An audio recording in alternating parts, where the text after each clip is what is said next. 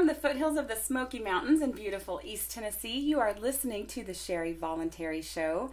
Thank you for spending your time with us today. My guest today is the host of the popular podcast, The Gold Standard with Alan Mosley, talking current events, history, and even a little pop culture and philosophy from a libertarian perspective.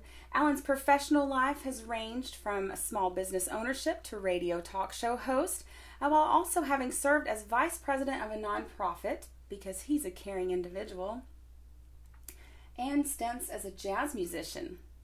Hailing from the great state of Tennessee, Alan can be found delivering babies. Not really.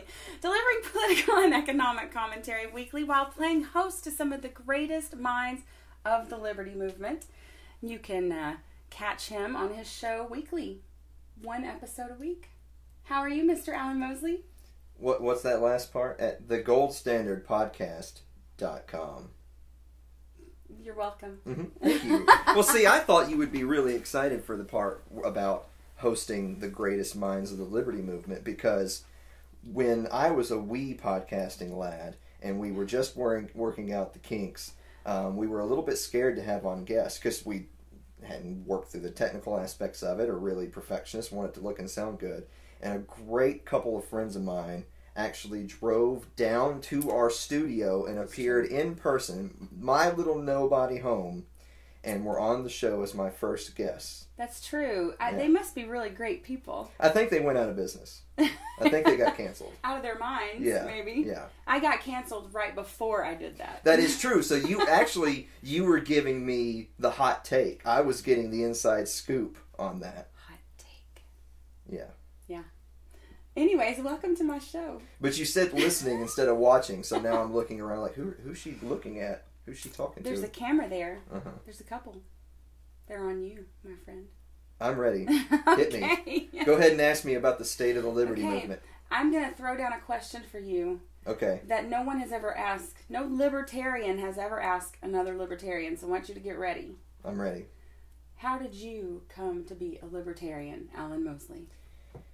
I'm not going to give the answer Ron Paul, because you know what? You know what, losers? I was a libertarian before the Ron Paul 2008, cured my apathy signs and all that good stuff. Right. I was a libertarian. I grew up in Columbia, Tennessee, to a family filled with people that were none too pleased with the state. And so I kind of got that foundation from the very beginning of, you need to do what's best for you. You need to take care of yourself. You don't need to rely on any apparatus there to pick you up and dust you off. And so that sort of underlying principle was already there. So then when I do start reading and listening to great thinkers like your Ron Pauls or your Murray Rothbards or whatever. Your Sherry Voluntary. Yeah, your Sherry Voluntary. And then she was gone. It was really weird. So all that stuff was just, that's getting my confirmation bias. They were just speaking to things that I already that makes sense. And so, if anything, for me, it was like, I don't know how this is weird or controversial. Like, well, duh, right? So when I then turn around and tell other people, hey, guys, check this out, and they say, man, what a psycho, what a weirdo you are, then I'm, when I'm, 19, 20 years old, and I'm trying to share those things with people, and they're telling me, Alan, that's crazy talk, then I'm genuinely confused, because I kind of always thought those things. Right, yeah. I guess that sort of speaks to how, an older kind of way of growing up, way of being, especially maybe in the South or in rural areas of the country, there really was this sort of pull yourself up by your own bootstraps, and you help people, but you do as much for yourself as you can, and then if you need help, you can reach out to your family and community. Yeah, we always didn't talk to the census man, didn't trust the post office and all that good stuff. Yeah, my government. Yeah. Some, not all. I'm not going to sit here and tell you that area of the world's a libertarian bastion or anything. Yeah. But there are themes there where you feel like there's sympathy. There's sympathy to that train of thought. So it wasn't just unheard of for me when I got there. Right. Now you have a background in history, and so I know for myself, and I need to do more research on it, but there seems to be like this. I remember growing up in the South myself, there's like this sentiment of Southern anarchy. Mm-hmm. And it was a real thing. And a lot of people really kind of espouse those ideals of you don't need the government. And there was like this real, this spirit of resistance in the South. And I think it's kind of been lost in a lot of ways. Like maybe not in the more rural areas, but you know, I live in the big city of Knoxville, mm-hmm. so there just seems to be like this, we're losing this dissent. We have so many people who love the state mm-hmm. Now in the South, and it's really been sort of co-opted. I don't know if you, have you felt that? Do you sort of see that as well? I do, and you know, like we could record an episode every day for the rest of our lives and never talk about 9/11, and that would still not be far enough away of not talking about 9/11. But I would maybe say that pre-2001, that was still alive somewhat. Mm-hmm. That there was still sort of that attitude of, but we're different people. This is a different part of the country, part of the state, part of the world, whatever you want to narrow it down to. And you know, there's different, not that there's not different opinions and beliefs in different parts of the world or country right now, but, I mean, that there was certainly that aspect of individualism, or at least more so, you know, there was that independence and that sort of thing. You know, some of that, you know, that hearkening to the old South type attitudes and stuff. But then, you know, 9/11 happened when I was on the far end of high school. And everyone's marching up and down the street saying, yeah, we should go to war and get the bad guys. And from that point forward, some of that old South sort of just, it's gone. And yeah, ain't that a shame? Right, and it's not the old South as in, you know, slavery or anything. Neo-Confederate. Right, Neo-Confederate, and we're not dog whistling. Yeah. It's the old South and the idea of the spirit of resistance and the spirit of independence, really staunch independence and fierce individualism. Like that was really an appreciated thing. And I think you're right about 9/11, that it kind of killed a lot of that. A good friend of mine who I've had on the show before, Mance Rader, he had said something to me that I thought was really profound about that attitude amongst the population, that it's amazing to me to see a people who talk so much about freedom and rights and not being told what to do, and I'm the king of my own castle, and then will then turn around and worship the state so much like Americans. Right. We gotta obey the laws of the land. Yeah. We have to fight them there, so we don't fight them here. Yeah. And these are people who, you know, couldn't get over here if they wanted to. Yeah. So it's such a ridiculous kind of point of view, and you see it in all the bubbas around here that are, you know, have the American flag and the "Don't Tread on Me" on their big truck. And you're like, pick one, you know, come on, pick one, because you can't have both. Somebody's treading on somebody.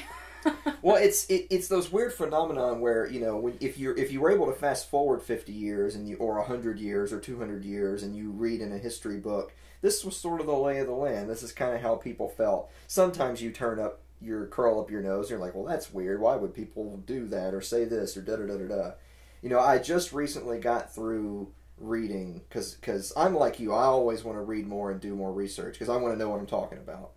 And I just recently got through The Gulag Archipelago by Alexander Solzhenitsyn. Still need to read that. And one of the things he talks about is that it seems odd on the surface to think these strong, proud people, the Russian people, would then allow such travesty to happen to themselves and to their neighbors and to their friends.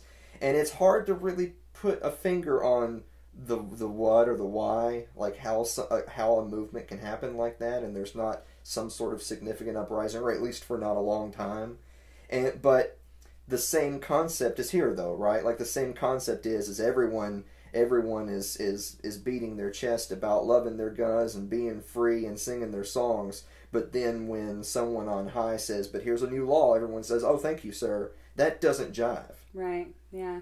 There's sort of a disconnect, and you really see it when you talk to people about that, and they can't handle, like, it's like the police. You say anything that criticizes how the police behave in a lot of situations, and they can't take it. Or when you say, well, if there are good cops, then they should be the ones stepping up and saying, yes, we need body cameras because it keeps us honest.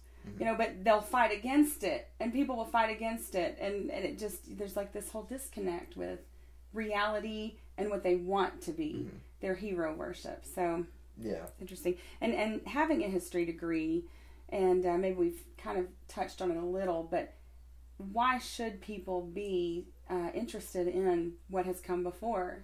Okay, so I've always loved history. I'm a history guy, and I know not everybody wants to go read a bunch of books and write a bunch of research papers. But the thing about history is that the issues of our day are not really of our day, because so many issues are cyclical. We're talking about them today because there may be something in the news, something has sparked a debate.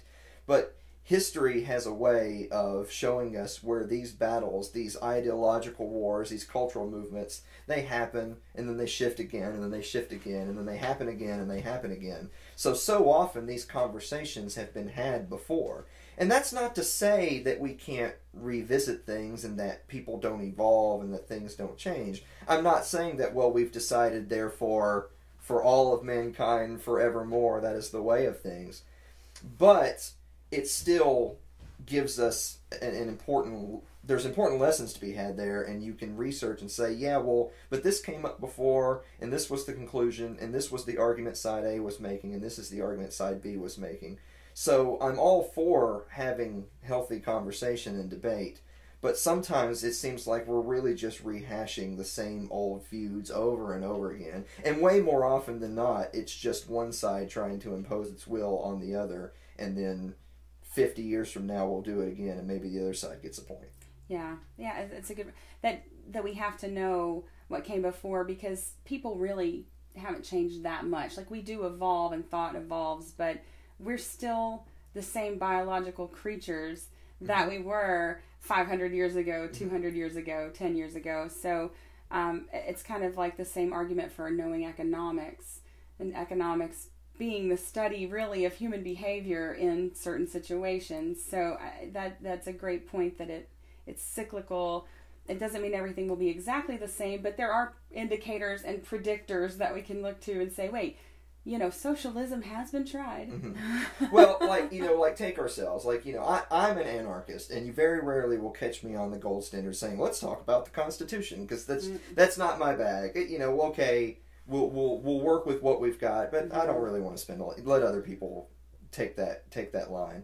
But we'll use that as an example. I've heard it said before that the tough battle to have, if you're a strict constitutionalist or what have you, is the way our system works, the way Congress works, the way legislation works, is, they can always continue to chip away. And it's so hard for you to be on the stalwart side of maintain the status quo, or however you want to put it, because you have to be ready to fight every single time. Yes. And maybe they shelve that bill for 15 minutes or 15 years, but they'll reintroduce it again, and as soon as they can win a few more seats, and I say they because we might be talking about Democrats, we may be talking about Republicans. It really just depends on the legislation. Yeah. But they're going to keep trying it, and they only got to, you have to defeat it every time. Mm-hmm. They got to get it passed once. Right. Because we know full well, don't at me with you change your representatives and you fight the battle again. Way more often than not, when something gets passed, it's passed. Right. Yeah. It's so much harder to go back than it is to go forward. Yeah, it's once you give that power up. Yeah. We know that the nature of them getting power is it tends to flow one way but not the other. Yeah. And so exactly, that concept that I just laid out, that's why we're not huge constitutionalists, right? It's because, the whole point was we have a fairly solid foundation about how we're going to do things, and then the anti-constitutionalists say, or the living constitutionalists will say, okay, well, let's start chipping away at it. And you say, oh, well, now what? Right. Well, that really worked. Yeah.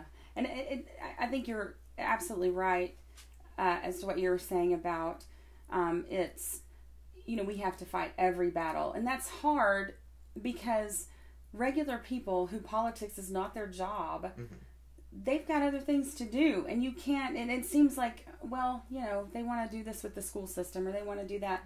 It seems so small. Yeah, we can just pay, I don't care. But it gives away the power. That's the important thing that's going, is the power every time. And then you build a monster that you then cannot fight. Well, I mean, and that's why we want to dismantle the state. I mean, that's why we want to decentralize, right? Because can we fight these legislative battles every single week, every single month, every single year for perpetuity? It'll pass eventually, and now you've been oppressed a little bit more, and you can't weep for what was done and try to put together a plan to repeal it, because they're on to the next one, and on to the next one, and on to the next one. And so that's why some of us are thinking that just seems like a lose-lose, no matter how you cut it. More power to you that you want to fight the wave, but it's crashing. Yeah. So let's instead try to end the game.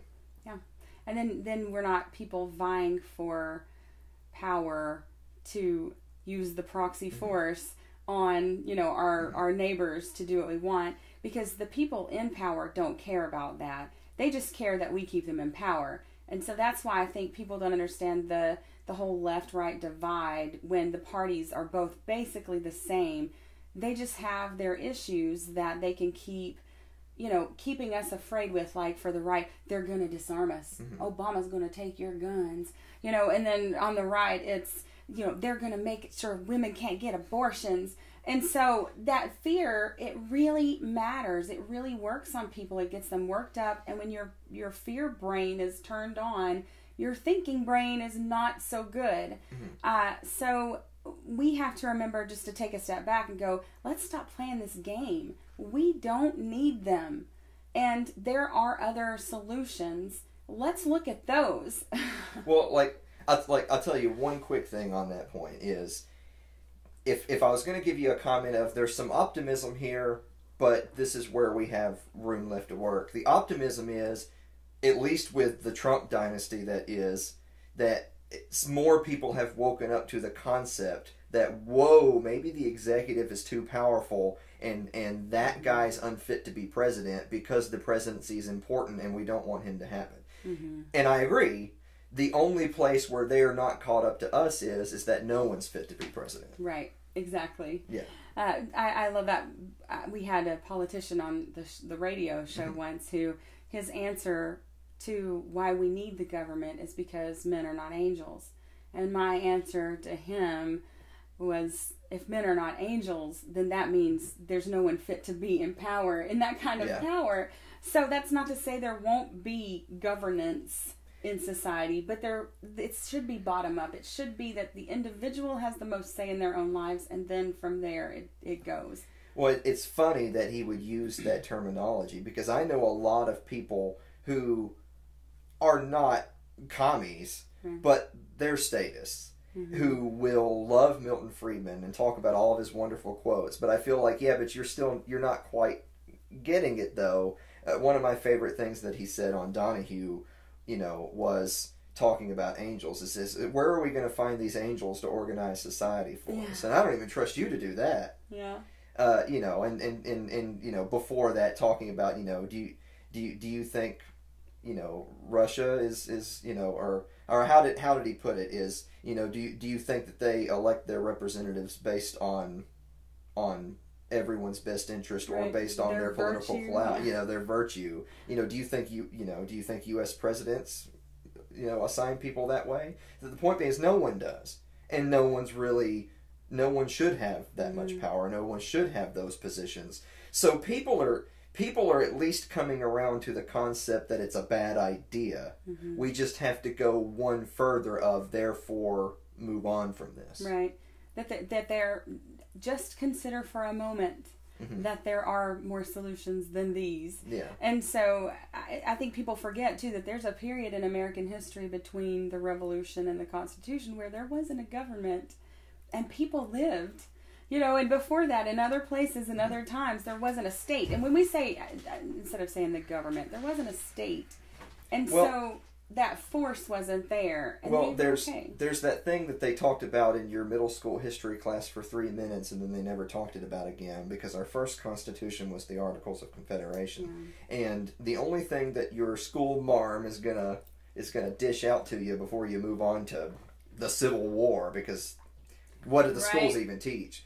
The only thing that they're going to tell you is yeah, we threw that away because it was no good. And goodness forbid you ask why it was no good. They'll say that, well, the government didn't have enough power. Right. And you're like, oh, it's almost as if that's what they meant when they made the Articles of Confederation, right?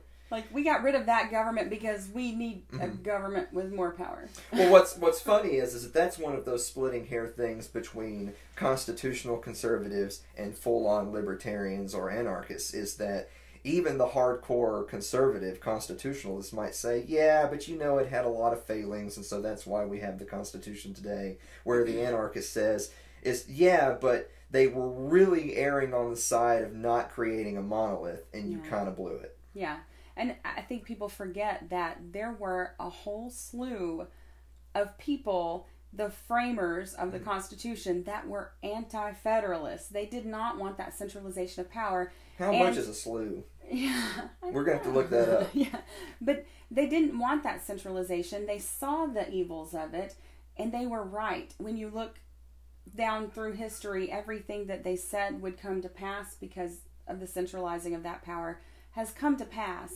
And so when we say, well, we don't think that the centralized power is a good idea, they call us crazy. But those same people that they revere and admire, many of them thought the same thing, that this isn't a good idea. And they may not have necessarily had the best solutions themselves, but they said, this is not a good idea because you're creating a Leviathan. Well, if I was trying to say something and be really nice and keep the episode PG rated, I would say one of the biggest problems is people have no imagination. Yes. You said a second ago that people can't just imagine an alternative to what we have, and therefore we better keep plugging away with what we have. And I always say that's really a shame of having no imagination, because so many people on any part of the political spectrum, I promise you, has had something happen in their life where they think, this shouldn't be, that sucks, that's unfair, that's stupid. And maybe it's just one thing out of 100 different issues. But the door is open, right? The door is open to, this isn't the best. This is less than ideal. Right. So, it's a damn shame. Yeah, this is a damn shame.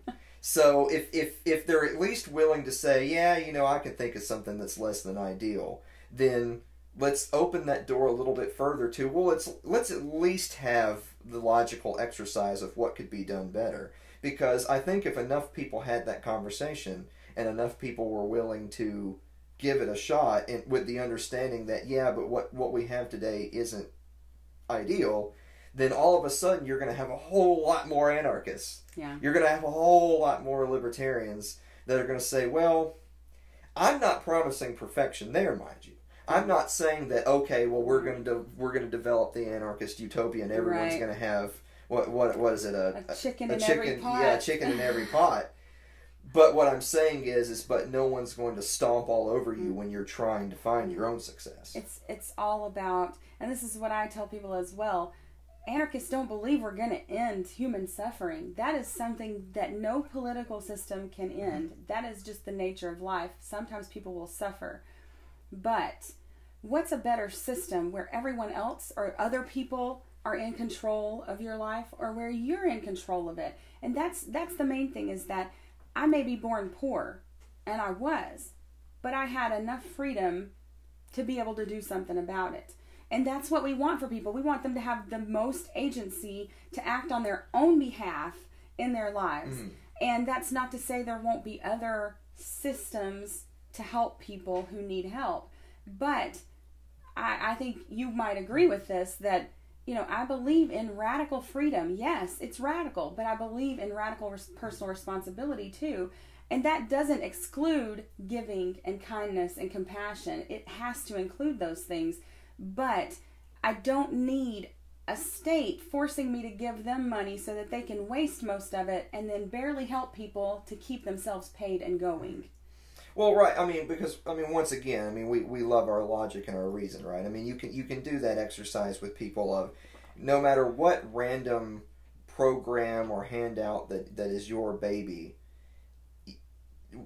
we've had it for way shorter than we haven't had it in human history, right? So, whether it's the Department of Education, whether it's, Lyndon Johnson really bringing the welfare state, or whatever you want to pick, people have been conditioned to believe that, if program X started in 1971, then on December 31st of 1970, it was but an apocalyptic hellscape. Yes. All the world was in ruin. People were just killing each other with hatchets to eat their flesh to survive from just utter chaos. Cats and dogs living together. Yes, but when we passed just that next program, now we are the great prosperous nation that we've become. If we wage a war on it, it will get better. Like the war on poverty and the war on drugs. Those are things that have gotten much better since the war started, right? Yeah. Well, and exactly. and so you could take a page out of someone like Thomas Sowell where you say, way more often than not, you can look at the years leading up to when some sort of savior program was passed. And you see that things were already trending in that direction. Poverty was already going down. Unemployment was already going down. The family was more intact.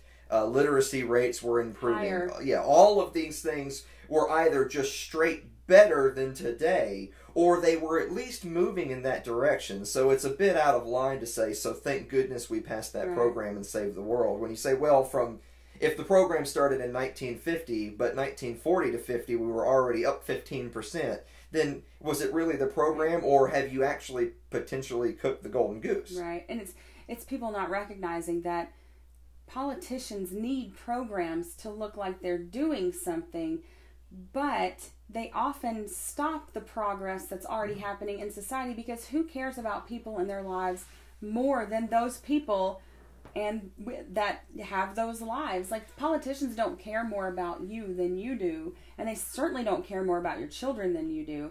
So those programs are more token ways that they can say, look at what we've done, and shine their shoulder. Exactly. It's that the cleverest politicians among us are going to they're going to check the wind, and they're going to see that a movement is positively moving in one direction. So they better get their program passed so that they can take credit as being the savior that brought unemployment down, or brought us out of the depression, or whatever BS you're touting, and which of course then reminds me of George Carlin, and I'll skip the F word, but he would say to the audience over and over and over again, they don't care about you. Right. They don't care about you at all. Yeah. At all. Yeah, it's what is it? It's an exclusive club, and you ain't in it. Yeah. Something to that effect. I may have it a little wrong, but yeah, you ain't in it. Yeah, we're not in it, and we never will be. And that's the thing that we have to remember. And we don't have to be. The club can be done away with. It doesn't matter to our lives. We were talking about this just earlier, that for 95%, 97% of our day, we live anarchy. It's not going to be your neighbor killing you in the street. If they want to kill you, they could do that today. No law stops people from doing bad things. So you don't say. No, ain't that a damn shame? Yeah. So it doesn't stop them now, but why would your neighbor come to kill you if they can do it already? That's not the point. You already live it. Don't be afraid of it. Well, I mean, so you can use alcohol prohibition as a perfect example. So all the men go off to war, so you ninnies all pass alcohol prohibition. And so we have alcohol prohibition, and and people will make comments like, well, we need regulations, because if we didn't have those, then we would go out to dinner, and then we would die from the poisoned food because they didn't give a crap. And never, first of all, it never even crosses their mind that that restaurant doesn't get rich by killing its customers with their poisoned food. Those evil capitalists. So first of all, just flat out on its face, that's ridiculous. But then to really drive the point home, it was the U.S. government poisoning the various ingredients to kill people during alcohol prohibition. So that crazy caricature you've made of the weird libertarian is actually your state that you're talking about. And they forget, too, that, like I was on a thread on Facebook recently where some people were blaming the Republicans for prohibition. And I was like, you people really haven't read a book ever, have you? How racist. sorry. Anyways, it was progressives and the religious. You had like the Baptists and the bootleggers type thing going on. There was a collusion of people that had their own reasons for wanting that to happen, and they were able to affect that. It took a while. It wasn't overnight that some people just got in their panties in a twist and all of a sudden alcohol was gone. It took a while, but you had these social progressives who wanted to change society. Again, they were looking to mold society into a certain image. And then you had the religious people who just didn't like alcohol and saw it as the ill to everything in the world. And they passed something that was far worse than even alcoholism. Like, I'm not an alcoholic now, and I'm free to drink and go get anything I want. So I doubt if there was no regulation on alcohol that I would suddenly be an alcoholic, because it's free for me. Like, I can drink it now. Sure, exactly. I mean, if we ended the drug war, but that also meant we legalized all drugs, I'm not going to OD on heroin tonight. Yeah, I'm never doing heroin yet. Yeah, like that's ridiculous. I mean, there's lots of things in the world now that some people would consider a vice and don't. And they make those decisions and move on with their lives right now. But Alan, Alan Mosley, what about the people that would get out there and drive high and kill people? Okay, so that's a perfect example. So what about the people that would get high and get in their car and go run over a kid? Well, whether they got high or not, when they run over the kid, I think we all mutually agree they've violated the NAP. They hurt or killed a kid, and we have laws for that. Yeah. So you're talking about extenuating circumstances, and if anything, you're just taking the heat off of the kid having been run over. Right. Yeah. And we have alcohol; it's legal, and people kill people all the time as drunk drivers. So if you're going to make the case that cannabis and all other drugs shouldn't be legalized because people will do bad things while they're on them, then we should start taking away alcohol again, because that's your logic. We have this... Don't talk too loud. I mean, I steer away from those wild analogies, because the people that we're talking about might actually get a wild hair and think, you know what, Sherry, you're right. Ban. Yeah. Yeah. The band hammer comes out. Yeah. So, well, speaking a little bit more in the history, kind of moving into the academic side of that. Ooh. Yeah, I know that you have a special appreciation for academics. Do I? Academic, the institution of academia.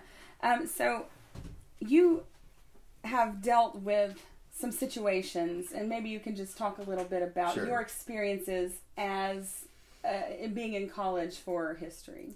So when I was a history student, and I had two different stints in college, because too long didn't read of me is I actually went to college here in East Tennessee in Maryville College, dropped out after a couple of years and opened a business, and then between business and then working in nonprofit and radio, and then for some weird reason podcasting. But you can't get a job without a college degree and have an education. Yeah, an edumacation. Yeah. That's right. Well, you hold on, stand by. I'm holding. Yeah, so I went back to school for history because I'm an idiot. And by the time I got through with that, on the one hand, I would say positively that I know college campuses are crazy out there, but I would like to think that some are better than others.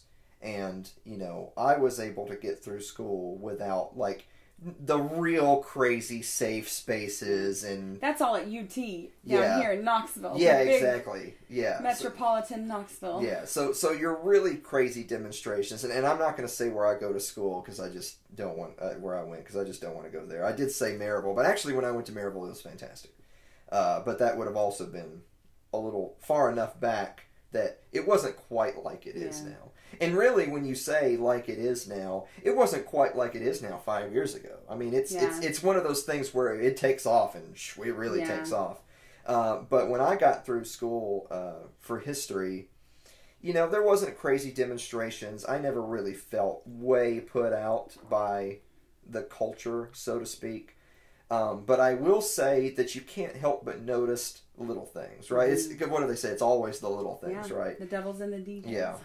And so where I went to school, they had their tricks, right? It was we don't condone the really out there progressive ideologues, which I'm thankful that they didn't, but they still have ways of controlling thought, which that's really the whole point, right? Is that whether they resulted to blowing up Starbucks and knocking over trash cans, either way, it was all about controlling speech and controlling thought, and they still did have their tricks for that. And I'll give you one perfect example.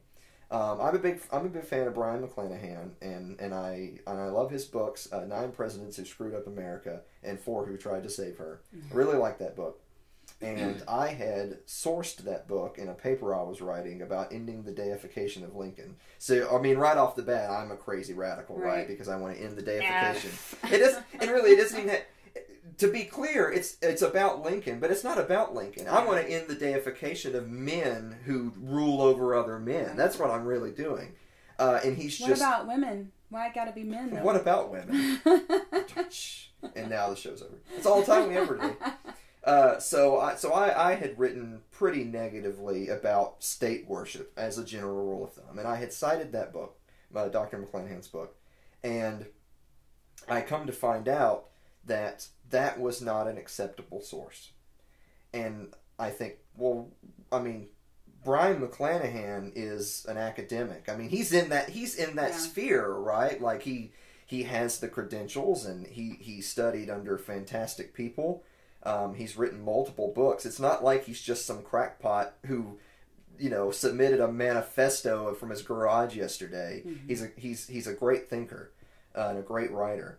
But their rule is that we want you to write papers and we want you to pick your topics and speak your mind. But you have to use approved sources from our lists, our libraries, our collections. And wouldn't you know, I couldn't find McClanahan. I couldn't find Woods. I couldn't find Gutzman. God forbid, there's no Rothbard or Mises, no Hayek, no Bastiat. That's not in their approved collection. Yeah. So really, if anything, they actually accomplished their goal without all the pomp and circumstance. Yeah. And really, that is controlling thought. They are telling you what is acceptable thought and what is not. Because it's not crazy out there. But, and like you said, he's credentialed. These people are academics. But there's a certain school of academia that you can, support. But if you support anything out, it's off the reservation, then, you're a crackpot. But that's teaching people that these are the sources that are credible and those are the sources that are not, even though they got their education at the same places. They've just come to different conclusions, and somehow ours are better than theirs because we're the ones in control of the universities. And so the madness, right, of how this is turned on its head against us is, we believe in the free market. We believe in incentives and that people respond to incentives. And so in their system, where it is much more difficult for you to take a dissenting opinion and write intelligently about it with good sources, because those are requirements, you are incentivized to just roll out the same old crap from the approved voices. And all of a sudden, you're just churning out, theses. Yes, this. Feces or feces, it might be both. So you're just churning out the same old garbage that is, and so all of a sudden, I didn't do this, but I could understand where a student would say, well, I'll just write, I love my flag and I love my state, and I'll get a B+ and I'll move on with my life, because you're not incentivized to do any better, right? Or and even if you're gonna take a step back and say, well, let's not say what's better or worse. Even so, you're certainly not challenged. Right. And are those the people that you want being credentialed to be tomorrow's teachers and instructors or whatever? The ones who weren't challenged and just towed a line, really? Like that's what we're doing in academia? Yes, that is what we're doing in academia. Yeah, it's a really sad state of affairs because ain't that a damn shame? It is a damn shame, Alan Mosley. People used to go to college to have their worldview broadened, to be exposed to many different ideas. And now they go to college and they're boxed in with ideas. So it's kind of totally flipped. And I think this is where the progressives, like the Sal Alinsky types, have been very, very successful, because they have rallied around these principles and they've worked, and now they are in these positions of authority, and they are the gatekeepers of what is acceptable thought and acceptable information. And so I remember one thing that Sal Alinsky said is, the issue is never the issue, the revolution is always the issue, always. And they have been very good at remembering that changing society and making people only have certain choices in the way they can think and act and speak is their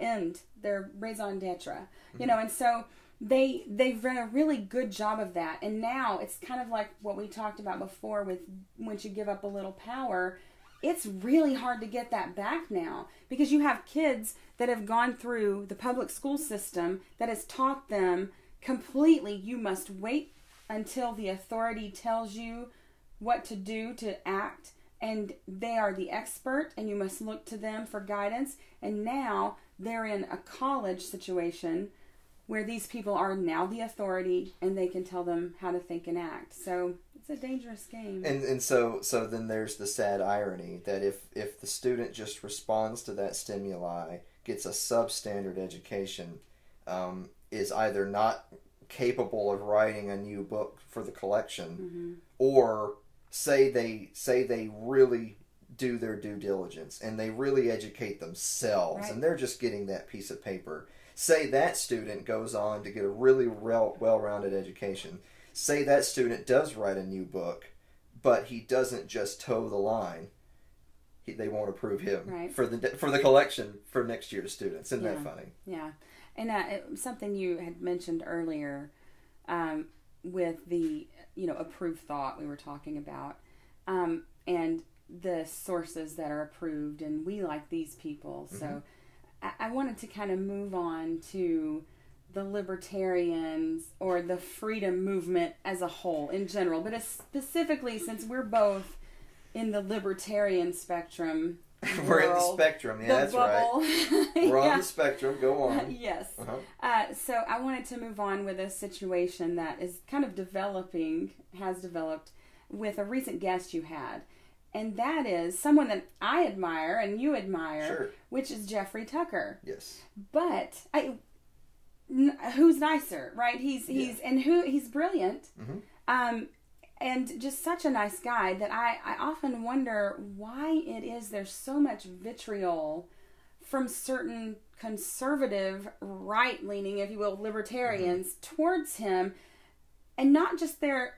Well, you explain what's happening, and then we'll get into it. Okay, so I just had Jeffrey Tucker actually the week prior to whatever this episode is. Is this episode 1, by the way? Sure. Hells yeah. You're my Michael Bolden. Yeah. I know you're actually just going to edit this part of the talk out so that you don't have to label it. Mr. Dan Reed was sort of my first episode as the Sherry Voluntary podcast. I thought it was the Sherry Voluntary show. It is. You don't even know. It was the podcast. Forget I even mentioned it.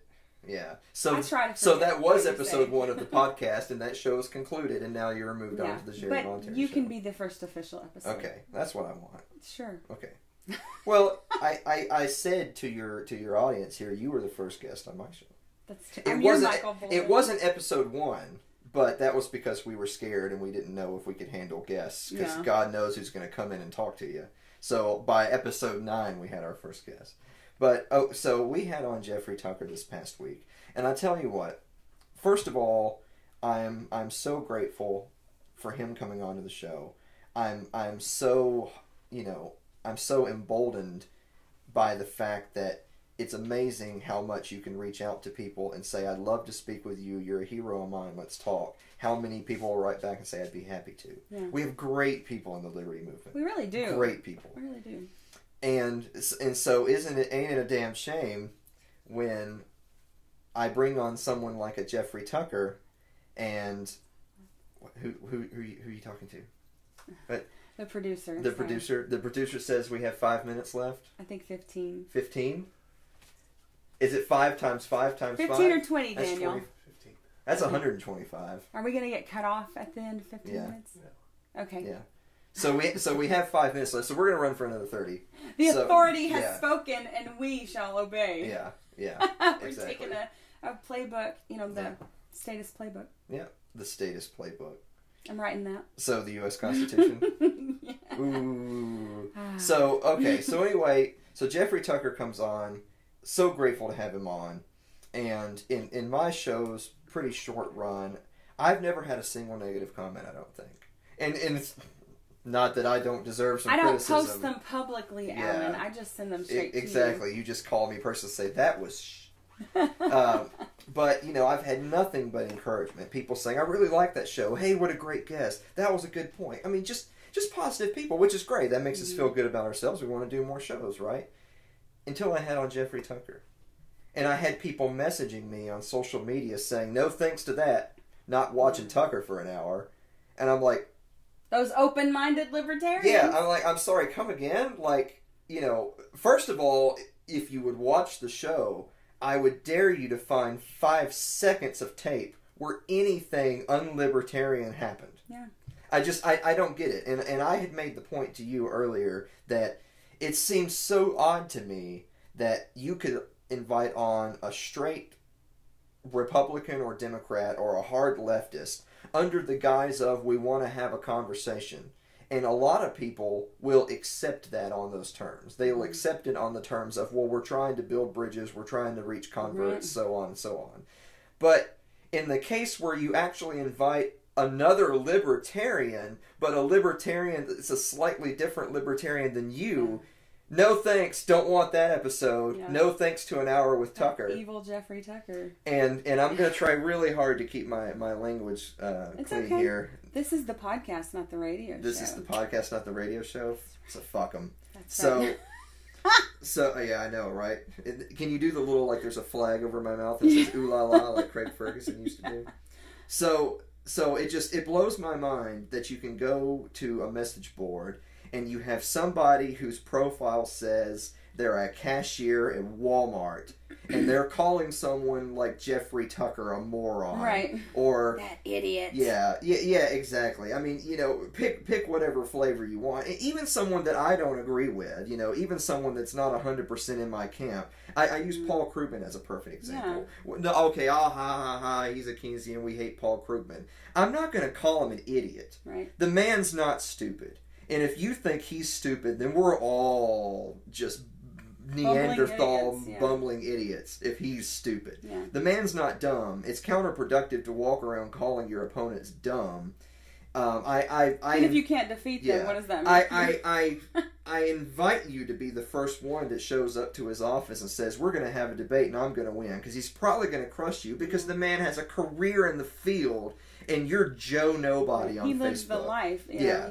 So get over yourself for 5 minutes and listen to what Jeffrey Tucker has to say, because he's a libertarian, right? Like, and we make the joke all the time that there's only like 17 real libertarians in the world, and they're divided into 10 different camps. I say 20 different camps. A few of them haven't, and a few of those don't even pick a camp because they're exclusive, right?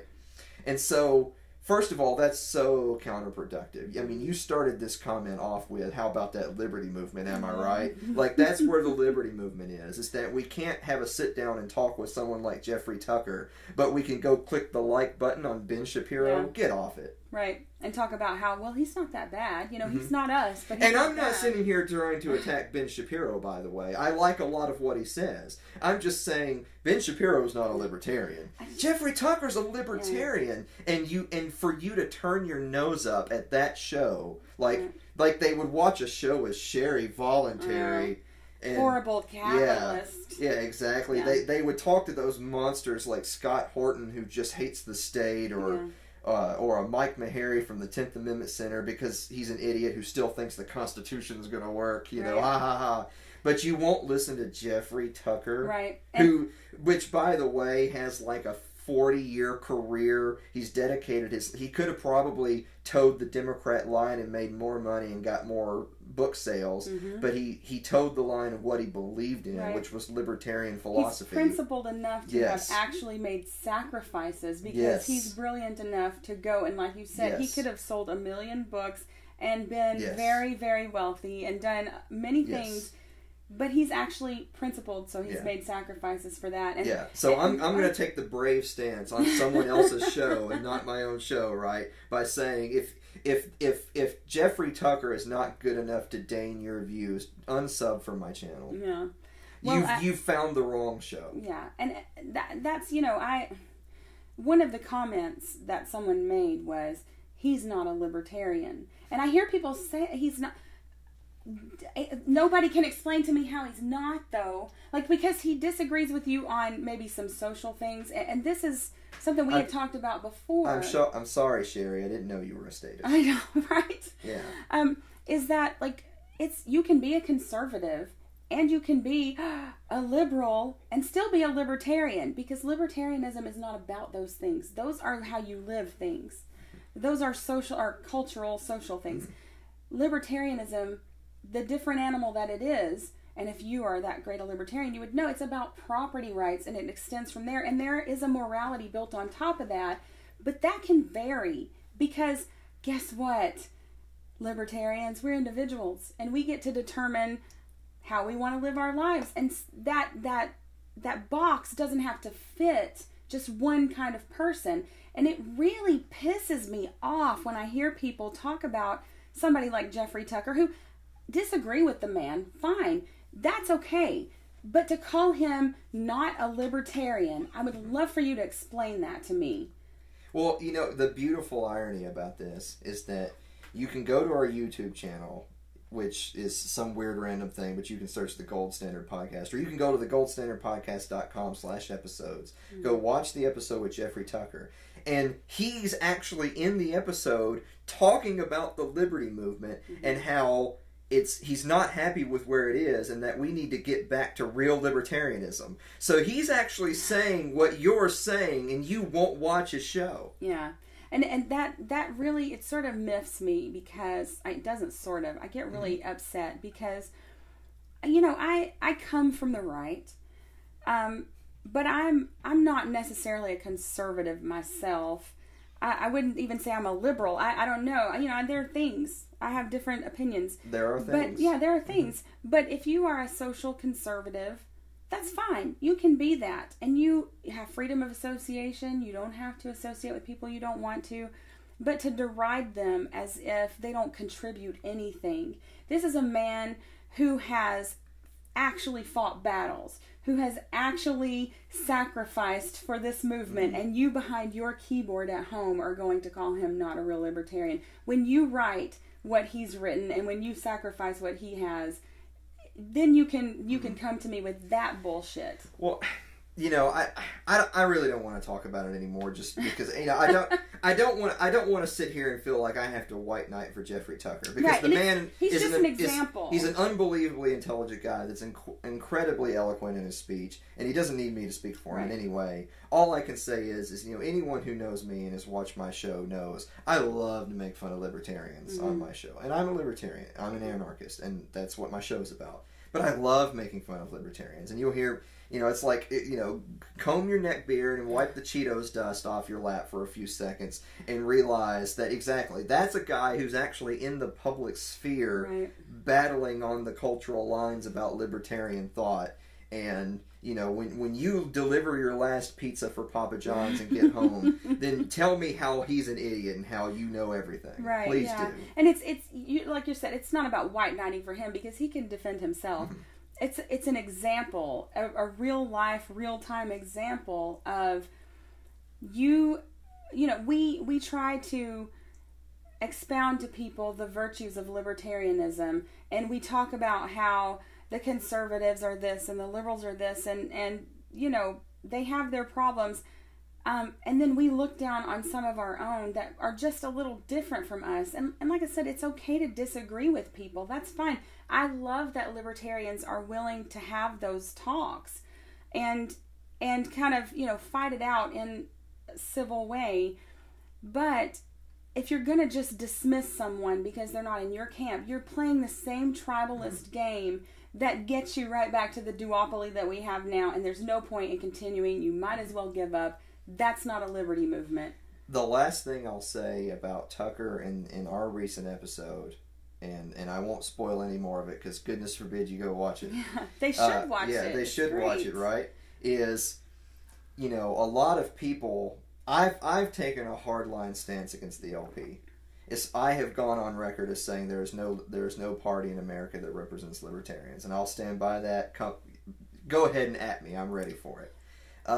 But wouldn't you know is that the big L libertarians are a lot of the people who will look down their nose at someone like Tucker. You know what? He came on my show and was asking people to join the LP because he thinks it's a good idea. And you bastards are saying you won't watch the show. Right. Well, you know, at least he's not dog whistling to the alt-right. Yeah, exactly. Because, you know, I'm not saying he would sign the pledge, but, you know, certain people didn't sign their little liberty pledge, which is, you know, and we talk not about, really a libertarian. and we talk about that a little bit too. Yeah. It's like in this very conversation, it's amazing to me that Tucker himself touched on a lot of these issues, but they're turning up their noses and won't listen to what he has to say. And that people's whole body of work has been dismissed because they won't do one thing that you want, that you aren't owed. Mm-hmm. Instead of just saying, well, their whole body of work doesn't say that they're racist, but they won't sign my pledge, so must love the racism. My pledge. That's like asking someone to sign an anti-pedophile pledge. Mm-hmm. Like, how my brave. God, yeah, how brave are you to be against the pedophile? The next thing you're going to tell me is you're coming out against slavery. You know, I am that kind of woman. I'm that brave. That's a platform. Yeah. That's change we can believe in. And I think I wanted to bring that up because I want us as libertarians to step back a little bit and ask ourselves a question. Wait, hold on. Is it check yourself before you wreck yourself? Check yourself before you wreck yourself. Yes, that's what I thought. I want us to step back and ask ourselves, do we want to be right or do we want to actually affect change? Because it's going to take some going, you know what? Yeah, I'm not really on board with that, but they're not unlibertarian. They want the same goal I do. Let's work together. There are, in the state of Tennessee, and you may find this hard to believe, there are libertarian socialists in the state of Tennessee. And the ones I happen to know are very nice people. And I can sit down and talk with them, and they'll have a talk with me, and we'll listen to each other. And I can see where they are libertarians. Now, granted, I'm not going to agree with everything. Is that a helicopter I hear in the distance? They're not going to agree with everything that I have to say, and I'm certainly not going to agree with everything they have to say. But if we can agree that the non-aggression principle is the standard, mm-hmm. and that I'm not going to force you to do things and you're not going to force me to do things, then why can't we be allies and fight the man? Mm-hmm. Like, why can't we? Because we can both push those ideals. Now, we can knife fight about everything else, but in a figurative way. Why can't we just shoot each other like civilized folks? Know, right it's got to be a knife fight with you. Usually it's shooting in the face. Yeah. But, you know, I don't want to kill these people. I like them. You know, and I like them. I really like them, and I think they come from a place of compassion, and they see that there are some wrongs in the world, and if they want to live in a communal way, why do I care? They're not trying to make me live that way. So, and I'm not going to say, that every single person who would call themselves a libertarian socialist is actually a libertarian, but I'm going to say the ones I know are. Yeah, because there are some that there's a certain person that's big in the LP that is a libertarian socialist that I don't know that I would call a libertarian at all. But that doesn't shock me because there's no party that represents libertarianship. Yeah, and some of these people used to be on the capitalist side, So it's not that they're dumb. They've come to a different conclusion, and those conclusions mostly affect their lives. So I'm not concerned about it. So I think we have to recognize that there's not a scarcity problem. We've got a big enough room for everyone that is actually libertarian to be involved in that, and we don't have to ascribe. And maybe that's something that comes from, it's hard to explain to normies, if you will. Sometimes that, well, yes, I'm a libertarian, but that doesn't mean that everything I believe represents every libertarian, because even though that's true of Republicans and Democrats, they're probably more homogenous than we are. Mm-hmm. I would really believe that. So. Oh yeah. Well, I mean, people like us, if you're trying to play the political spectrum game, we would say that it's. I will argue with Republicans more than Democrats. Is it Dan again? It is. Is it Dan? Danigan. How dare him? Are you telling us to wrap it up? It's your show. This is just part one. We're filming a second part, aren't we? We haven't even gotten to Bitcoin yet, Tucker. We haven't gotten to Alfie Evans yet, and I would like to mention that. You just want my militant libertarianism. I want to go there. Okay, well let's go there. Go ahead. So, what do you think about this thing with Alfie Evans? So how about that murdering children? Is that what you're telling me? What's the libertarian position on murdering children? How dare you take my phrase? Okay, well, getting serious for a second.